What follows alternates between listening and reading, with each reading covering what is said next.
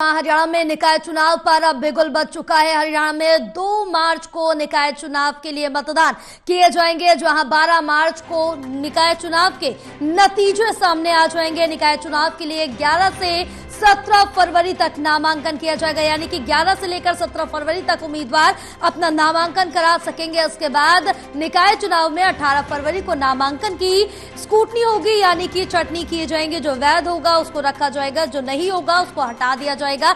इसके साथ ही 19 फरवरी को नाम वापसी लेने की तारीख है, यानी कि अगर 19 तारीख को अपना नाम वापस जो उम्मीदवार लेना चाहते हैं वो ले सकते हैं। इसके बाद हरियाणा के 8 नगर निगमों में चुनाव होगा। फरीदाबाद, गुरुग्राम, मानेसर, हिसार मेयर वार्डों में चुनाव होगा। साथ करनाल, पानीपत, रोहतक, यमुनानगर मेयर वार्डों में चुनाव कराया जाना है। अंबाला और सोनीपत में भी मेयर का उपचुनाव होगा। हरियाणा राज्य की 4 नगर परिषदों में चुनाव होंगे। पटौदी, जटोली, मंडी, थानेसर, सिरसा नगर परिषद के चुनाव होने हैं। अंबाला सदर नगर परिषद में भी निकाय चुनाव होंगे। हरियाणा की 21 नगर पालिकाओं में भी निकाय चुनाव किए जाएंगे और पानीपत में 21 से 27 फरवरी तक नामांकन की प्रक्रिया होगी। पानीपत शहर में 28 फरवरी को नामांकन की स्क्रूटनी होगी। पानीपत में 1 मार्च को उम्मीदवार नामांकन वापस ले सकते हैं और पानीपत में 9 मार्च को वोटिंग और 12 मार्च को जो नतीजे हैं वो सामने आ जाएंगे, जिसका सभी को इंतजार था लंबे समय से। निकाय चुनाव को लेकर अब तारीखों की घोषणा कर दी गई है। सभी पार्टियां पहले से अपना दमखम दिखा रही, लेकिन इस बीच अगर बात हम बीजेपी की करें तो बीजेपी ने अपनी तैयारियां काफी पहले से शुरू कर दी थी और जिस तरह से अगर बात करें हरियाणा विधानसभा चुनाव की तो उसमें भी काफी अच्छा प्रदर्शन बीजेपी का रहा था। अब इसमें किस तरह से दोनों पार्टियां आमने सामने होंगी, कितनी टक्कर एक दूसरे को दे पाएंगी, ये भी देखना काफी ज्यादा दिलचस्प होगा।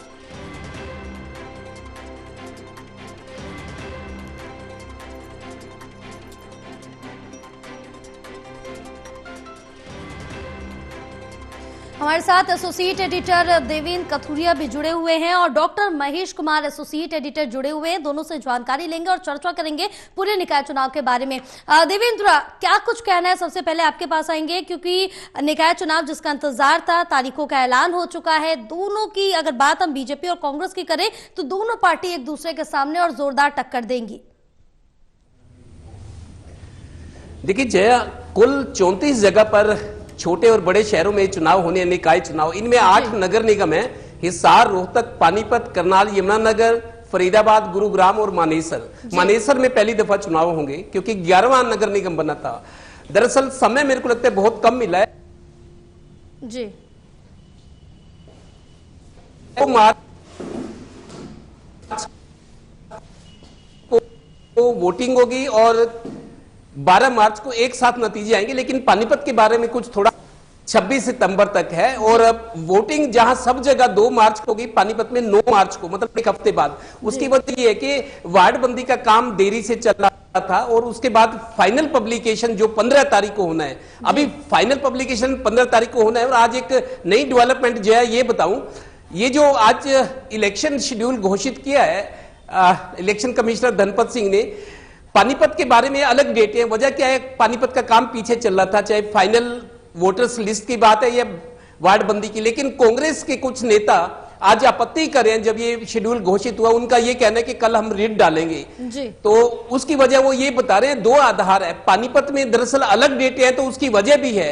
उनका ये कहना है कि 2 आधार है जिस वजह से वो कल रिट डालेंगे कोर्ट में। एक तो ये कि जो पानीपत नगर निगम के लिए जो एससी का डाटा दिया गया है वो 2011 का डाटा है और बीसी को 2 पद बढ़ाए गए हैं पानीपत में, उसका डाटा 2023 वाला जो परिवार पहचान पत्र वाला डाटा है उसको लिया गया बैकवर्ड में। और एससी की पहले 5 सीटें थी, उसको घटाकर 3 किया गया और बैकवर्ड की 3 थी, उसको बढ़ाकर 5 किया गया। और डाटा बैकवर्ड का 2023 का परिवार पहचान पत्र के आधार पर बना है, लेकिन एससी वाला 2011 का जो पॉपुलेशन की जो सर्वे हुआ था उसको लिया गया। तो इस वजह से कांग्रेस ये कह रही है कि कल हम रिट डालेंगे, ये चुनाव को रोका जाएगा पानीपत के। इस तरह की उनकी मंशा है। बाकी देखते हैं कल होता क्या है। कुल मिलाकर काफी दिनों से इन निकाय चुनाव के इलेक्शन शेड्यूल का इंतजार किया जाता। जैसे ही कल दिल्ली के चुनाव खत्म हो गए, मतदान कल है। हरियाणा के बहुत सारे बीजेपी नेता, कांग्रेस के भी, दिल्ली में सबका ध्यान था अपनी अपनी सरकार बनाने का, लेकिन अब एकदम वो सारा वो जो फोकस था वो शिफ्ट हो जाएगा हरियाणा में। 8 तारीख को चुनाव परिणाम आएंगे दिल्ली। बिल्कुल 8 को परिणाम आएंगे, उसमें ध्यान देखना होगा, बिल्कुल देखना होगा कि कौन दिल्ली में वापसी करता है। लेकिन अब जिस तरह से देखें महेश कि ये तो पहले से ही कहा जा रहा था कि दिल्ली विधानसभा चुनाव के बाद ही हरियाणा के निकाय चुनाव होंगे, लेकिन जिस तरह से देखें कि इससे पहले भी कांग्रेस को बड़ा झटका चंडीगढ़ मेयर चुनाव में लग चुका है बबला के आने के बाद। लेकिन अब इस बीच निकाय चुनाव की बात करें और कांग्रेस की बात करें तो क्या तैयारियां देखने को मिल रही है और कितनी मजबूती इस समय कांग्रेस में है? देखिए, तैयारियों के लिहाज से तो कांग्रेस अभी शून्य पर नजर आ रही है। खास बात यह भी कि अभी तो जो अंदर का तूफान था वो थमा नहीं है और ज्यादा बढ़ता हुआ नजर आ रहा है। दीपक बाबरिया की तरफ से कुछ पदाधिकारियों की लिस्ट जारी की गई थी जिसमें जयप्रकाश हिसार से सांसद है कांग्रेस पार्टी के, उनकी तरफ से आपत्ति लगा दी गई कि इसमें जो कांग्रेस पार्टी के खिलाफ जो लोग चुनाव लड़ रहे थे उन्हें ही इस लिस्ट में शामिल कर लिया गया है। भारतीय जनता पार्टी के लोग इस लिस्ट में शामिल हो चुके हैं। इसके अलावा प्रोफेसर संपत सिंह का बयान भी सामने आया था जिसमें पूर्व वित्त मंत्री कांग्रेस पार्टी के वरिष्ठ नेता है वो ये कह रहे हैं कि कोई संभावना नहीं है कांग्रेस पार्टी में संगठन बनने की। हाल फिलहाल जिस तरह की परिस्थितियां कांग्रेस पार्टी में बनी हुई हैं और तैयारियों के लिहाज से तो शून्य, मैं कह सकता हूं कि शून्य तैयारियां यहां पर इस वक्त कांग्रेस पार्टी की देखने को मिल रही हैं। ना संगठन बनाने को लेकर कुछ कामयाबी कांग्रेस पार्टी के लोग हासिल कर पाए, ना तैयारियों को लेकर किसी भी तरह की जो कोशिश है वो यहां पर कांग्रेस पार्टी में देखने को मिल रही है। दो टूक ये कह सकता हूं कि ना तो अभी तक कोई मीटिंग हुई, ना इस पर कोई चर्चा हुई, ना अंदर का तूफान अभी थमा है और विस्फोटक स्थिति बनी हुई है। नेता प्रतिपक्ष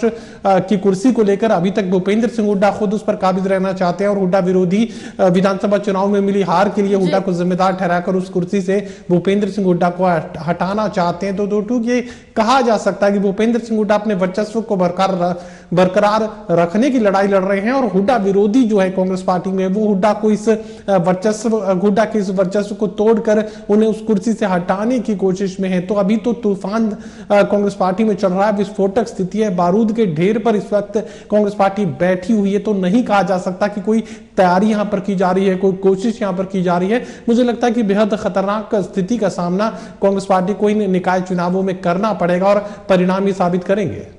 बिल्कुल परिणाम ही कांग्रेस का आगे का जो भविष्य है हरियाणा में वो साबित करेंगे, क्योंकि विधानसभा की बात करें तो 2 बार से सत्ता से दूर है कांग्रेस यहाँ पर। और जिस तरह से लोकसभा में प्रदर्शन किया था कांग्रेस ने, ये लग रहा था कहीं ना कहीं विधानसभा में वापसी कर सकती है देवेंद्र, क्योंकि जिस तरह से देखें कि कांग्रेस में इस समय ना संगठन बन पा रहा, ना नेता विपक्ष आप चुन पा रहे, किसी भी तरह की आप तैयारी नहीं कर पा रहे।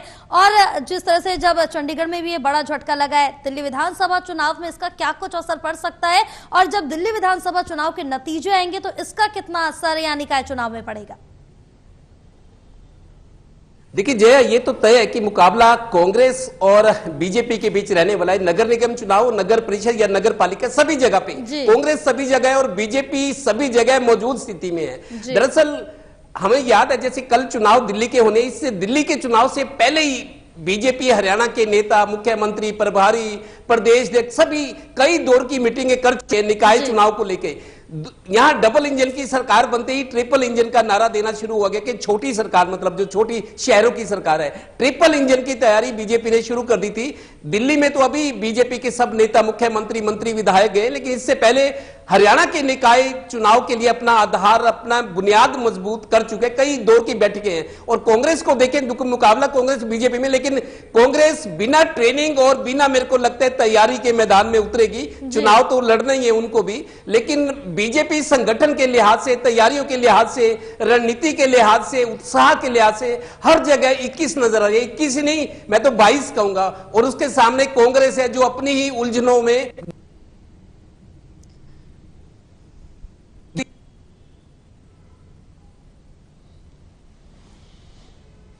बिल्कुल देवेंद्र, कांग्रेस कहीं ना कहीं अपनी उलझनों में उलझी है। कांग्रेस का तो अभी संगठन तक नहीं बना। बिल्कुल, क्योंकि कांग्रेस का ना संगठन है, ना तैयारी है, ना रणनीति।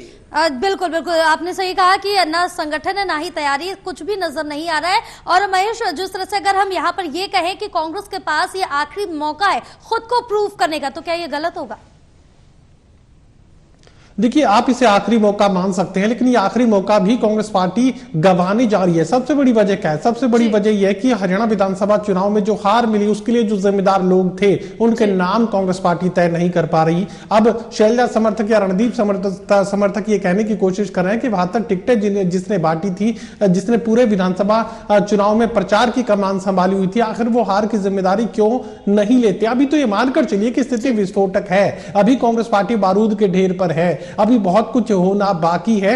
ऐसे में किसी भी तरह के सृजनात्मक कोशिश की उम्मीद यहां पर कांग्रेस पार्टी से हाल फिलहाल तो नहीं है, क्योंकि सबसे बड़ी वजह है कि अभी तक पहले गुटों में बटी हुई कांग्रेस नजर आ रही थी, गुट एक दूसरे के खिलाफ बोलते हुए नजर आ रहे थे, लेकिन अब तो विस्फोटक स्थिति देखने को मिल रही है। विधानसभा चुनाव में मिली हार के बाद तो जो प्रतिस्पर्धा थी या जो मुकाबला था या जो नफरत थी और ज्यादा अभी बढ़ती हुई नजर आ रही है, और तमाम जो कांग्रेस पार्टी के अलग अलग खेमे थे वो अब एक दूसरे को निपटाने की कोशिश में पहले भी लगे थे, और अब ये जो जंग कांग्रेस पार्टी में चल रही थी खुलेआम देखने को मिल रही है। बिल्कुल, कहीं ना कहीं एकजुटता की जो कमी है वो कांग्रेस में साफ तौर से देखने को मिल रही है। जब तक एकजुटता और संगठन नहीं बनेगा तब तक कहीं ना कहीं कांग्रेस जो पीछे है वो नीचे जाती हुई साफ तौर से नजर आएगी। बहरहाल आप दोनों का बहुत शुक्रिया पूरी चर्चा के लिए।